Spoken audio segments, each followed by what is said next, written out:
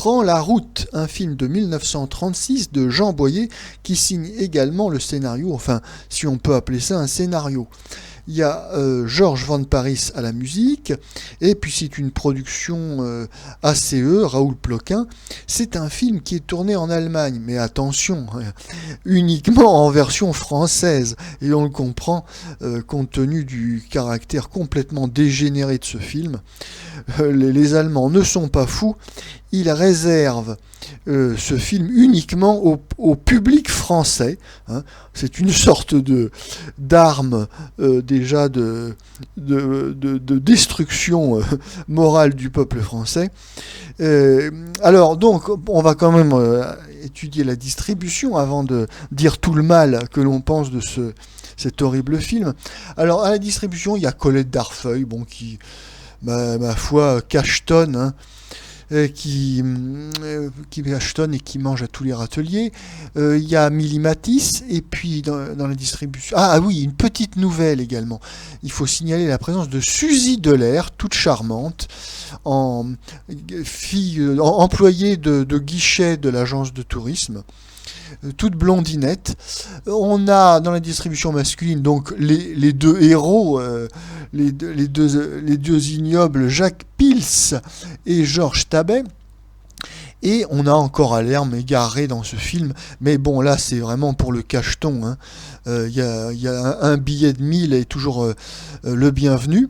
Alors donc le sujet de ce film, Jacques Pils, hein, rappelé par son père pour se marier, fait la connaissance de la fiancée qu'on lui destine au hasard d'un incident de route. C'est le coup de foudre et l'enlèvement, car tous deux ignorent, bien entendu, qui ils sont. Poursuivis, lui par une maîtresse, elle par sa tante, ils terminent le mieux du monde leur charmante aventure. Notons qu'il y avait une scène tournée en couleur.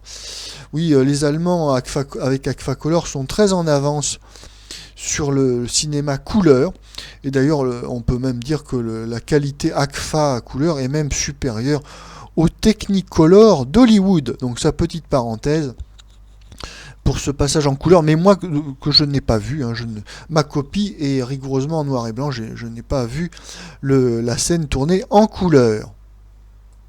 Prend la route est ce qu'on appelle une petite opérette à la française. Alors, on aime ou on n'aime pas les films musicaux, hein, bon, bien sûr, ça chacun son goût, mais il faut reconnaître que si aux États-Unis il y a les comédies musicales, qui sont des grosses productions avec des centaines de girls, des décors féeriques, extraordinaires, avec un déploiement de moyens somptueux. Hein. Ce sont des films à gros budget, on en prend plein les yeux.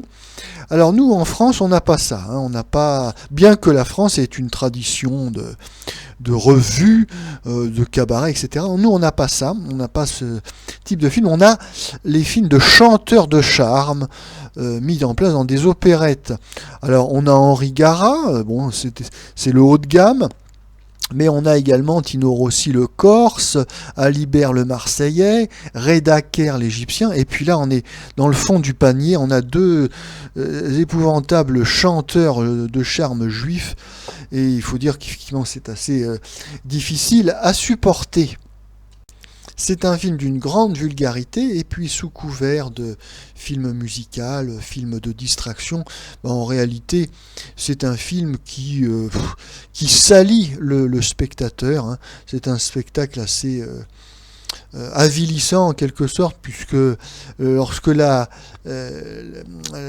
bêtise et la vulgarité atteint un certain stade, évidemment celui qui reçoit ce spectacle est évidemment abîmé.